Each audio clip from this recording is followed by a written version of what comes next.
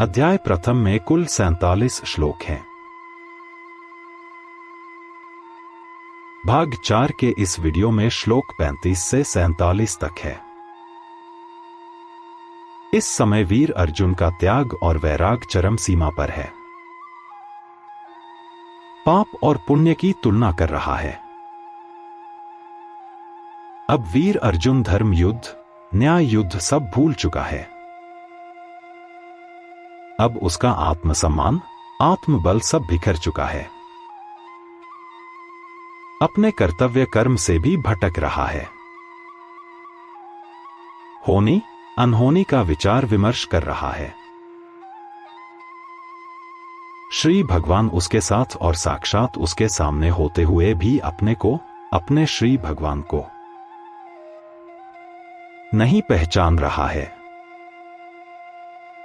घोर दुविधा से घोर संकट में है।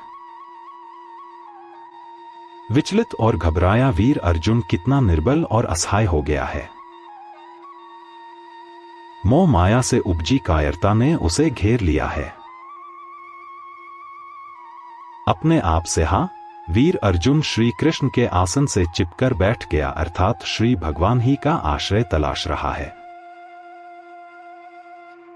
और यही जीव प्राणी की दुविधा है और यहीं से समाधान श्री भगवान प्रकट होते हैं। श्री भगवान ही समाधान है। श्लोक 35। एतान् हन्तुमिच्छामि घनतोऽपि मधुसूदन अपि त्रैलोक्य राज्यस्य हेतुः किन्नु मही कृते। हे मधुसूदन, इन सब को एक दूसरे के विनाश का कारण बनते हुए देखकर मेरा मन पसीज गया है और मेरा यह विचार दृढ़ निश्चय बनता जा रहा है कि अगर ये मेरे पर प्रहार भी करें तो भी, अथवा तीनों लोकों के राज्य के वास्ते भी, मैं इनको नहीं मारना चाहूंगा। फिर केवल मात्र पृथ्वी की खातिर तो कम से कम नहीं, किसी भी सूरत में मारना नहीं चाहूंगा। श्लोक 36। निहत्य धार्तराष्ट्रान्नः का प्रीत्या स्याज् जनार्दन पाप में वाश्रेद स्मानः त्वैतानात्तायिन। हम क्यों पापी बने हे जनार्दन? धृतराष्ट्र के पुत्रों को मारने से हमें कैसी प्रसन्नता होगी? प्रसन्नता होने का औचित्य भी क्या?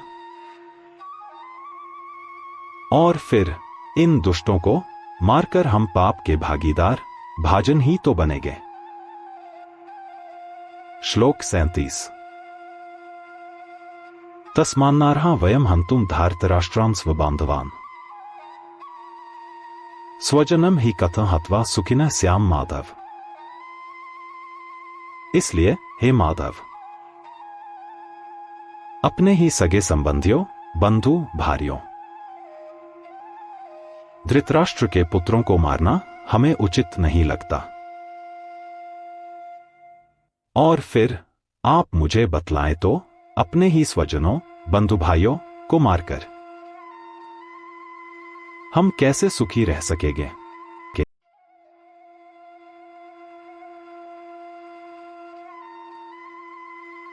श्लोक 38-39। यद्यपैते न पश्यन्ति लोभोपहतचेतसः कुलक्षय कृतं दोषं मित्रद्रोहे च पातकम् कथं न ज्ञेयं स्माभिः पापादस्मान् निवर्तितुम्। कुलक्षय कृतं दोषं प्रपश्यद्भिर्जनार्दन। युद्ध के गुणदोष बखान करते अर्जुन लोभ के अभिभूत वशीभूत, इनकी चेतना व तर्क शक्ति सर्वथा विनष्ट हो जाने से यद्यपि ये लोग अब अपने वंश को स्वयं विनष्ट करने और अपने ही मित्रगणों सहयोगियों से षड्यंत्र, धोखा, विश्वासघात, अन्याय व शत्रुता करने के दोष रूप पाप को नहीं पहचानते। फिर भी हे जनार्दन, क्योंकि हमें अपने वंश को स्वयं विनष्ट करने के जुर्म व पाप का व नैतिकता का बोध ज्ञान है, तो क्यों ना हम ही इस पाप कर्म मार्ग को त्याग दें। अर्थात हम ही युद्ध के गुणदोषों का भलीभांति विचार करते हुए इस युद्ध मार्ग से अपनी ही पहल पर परहेज करते हुए क्यों ना आने वाले विनाश को टाल दें।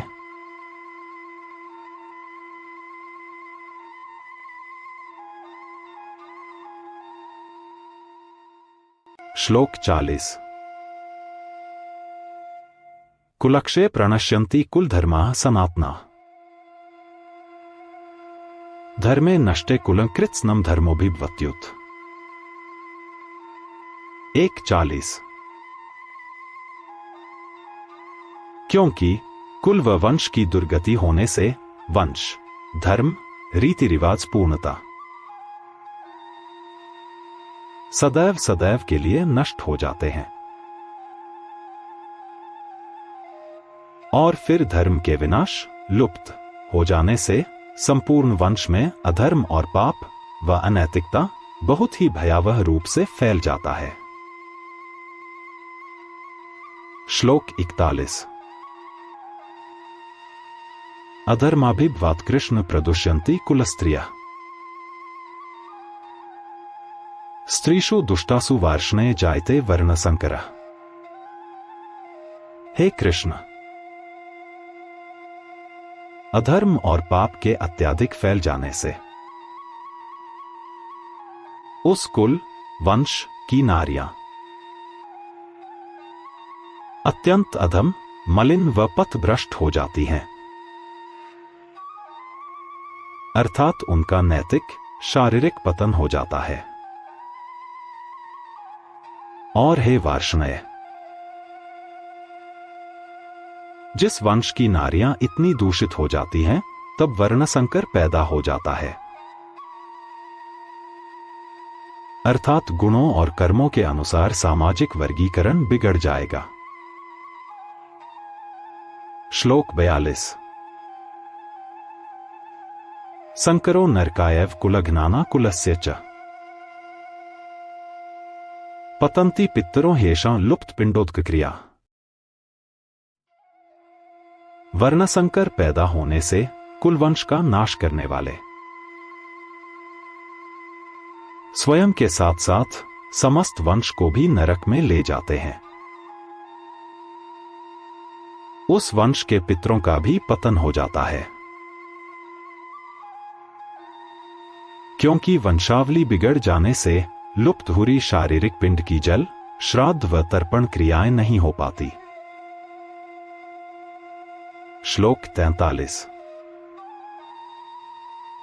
दोषैरेतयः कुलघ्नाना वर्णसंकर कार्या उत्साद्यन्ते जाति धर्माः कुलधर्माश्च शाश्वता। 1:43।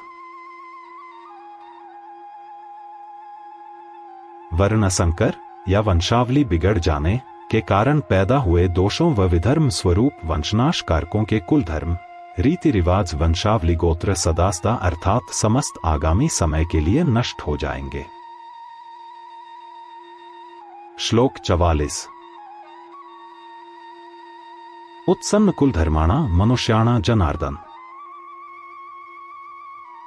नरके नियतम वासो भवतीत्यनुशुश्रुम।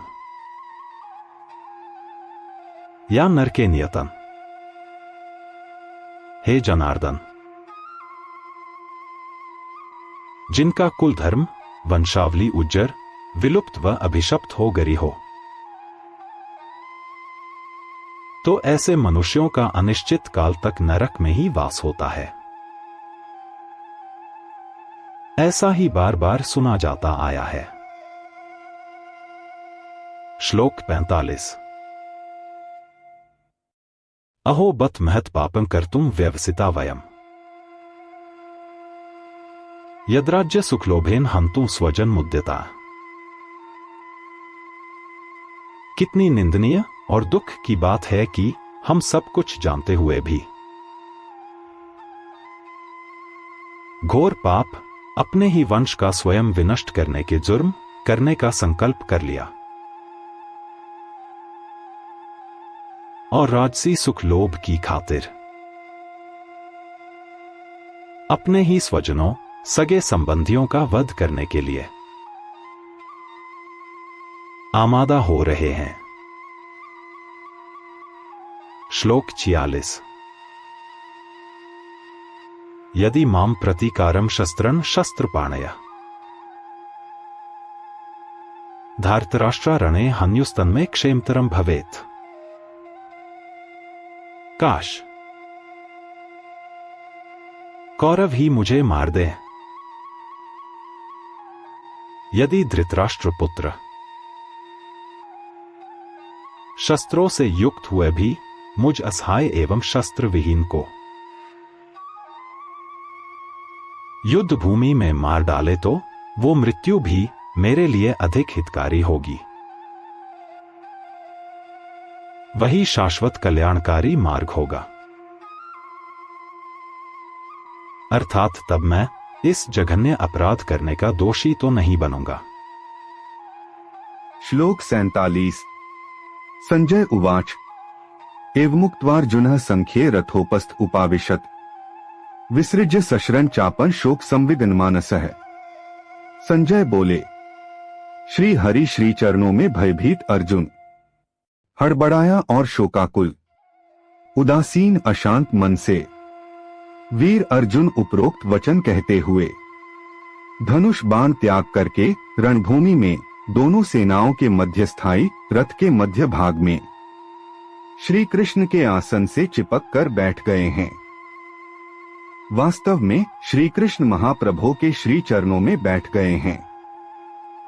ओम तत्सदिति श्रीमद्भगवद्गीतासु उपनिषत्सु ब्रह्म विद्याया योगशास्त्रे श्री कृष्णार्जुन संवादे जुन विषादयोगो नाम प्रथमोध्याय।